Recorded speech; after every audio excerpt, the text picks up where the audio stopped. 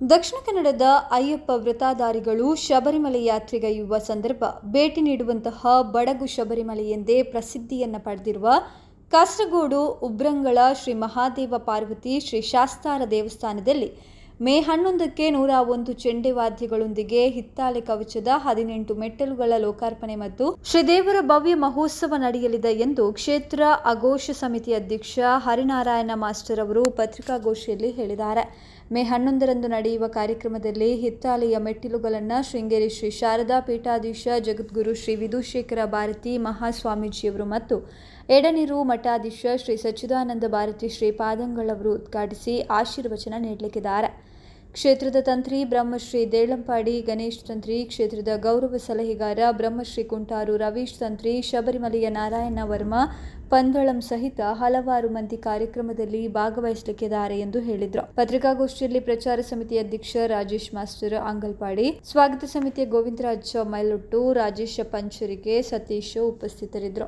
ಆಚಾರ್ಯ ಶ್ರೀ ವಿಧುಶೇಖರ ಭಾರತಿ ಮಹಾಸ್ವಾಮಿಗಳು ಹಾಗೂ ಎಡನೀರು ಮಠಾಧೀಶರಾದ ಶ್ರೀ ಸಚ್ಚಿದಾನಂದ ಭಾರತಿ ಶ್ರೀಪಾದಂಗಳವರು ಕೂಡ ಈ ಉದ್ಘಾಟನಾ ಕಾರ್ಯಕ್ರಮದಲ್ಲಿ ಭಾಗವಹಿಸಿ ಆಶೀರ್ವಚನ ನೀಡಲಿಕ್ಕಿದ್ದಾರೆ. ಎಲ್ಲ ಊರ ಪರವೂರ ಭಗವದ್ಭಕ್ತರ ಸರ್ವ ಸಹಕಾರಗಳನ್ನು ನಾವು ಬಯಸ್ತಾ ಇದ್ದೇವೆ. ವಿಶೇಷವಾಗಿ ಶಬರಿಮಲೆಯಿಂದ ಪಂದಳಂ ಕೊಟ್ಟಾರಮಿಂದ ಅರಮನೆಯ ಈಗಿನ ಪ್ರತಿನಿಧಿ ನಾರಾಯಣ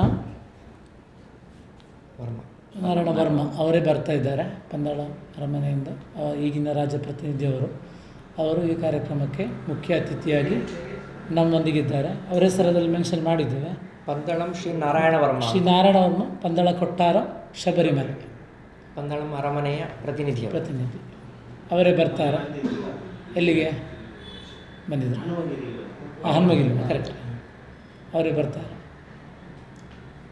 ಮತ್ತು ರಾತ್ರಿ ಉತ್ಸವ ನಡೀಲಿಕ್ಕಿದೆ. ಅದಾದ ನಂತರ ಉತ್ಸವ ನಡೀಲಿಕ್ಕಿದೆ. ಮತ್ತು ಅದಕ್ಕಿಂತ ಮೊದಲೇ ಒಂದು 8 ಗಂಟೆ ನಂತರ ಅನ್ನದಾನವು ನಡೀಲಿಕ್ಕಿದೆ.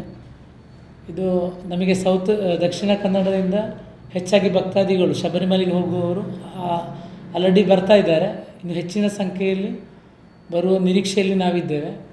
ಕಾಸರಗೋಡು ಜಿಲ್ಲೆಯಲ್ಲಿ, ದಕ್ಷಿಣ ಕನ್ನಡ ಜಿಲ್ಲೆಯಲ್ಲಿರುವ ಅನೇಕ ದೇವಸ್ಥಾನಗಳಲ್ಲಿಯ ಇಲ್ಲಿಯ ವಿಶೇಷತೆ ಏನು ಅಂತ ಹೇಳಿದರೆ, ಒಂದು 18 ಮೆಟ್ಟಲು, ಅದಕ್ಕೆ ಈಗ ಹಿತ್ತಾಳೆ ಹೊದಿಕೆ ಆಗಿದೆ, ಬ್ರಾಸ್ ಕೋಟಿಂಗ್ ಆಗಿದೆ, ಅದರ ಲೋಕಾರ್ಪಣಾ ಕಾರ್ಯಕ್ರಮ.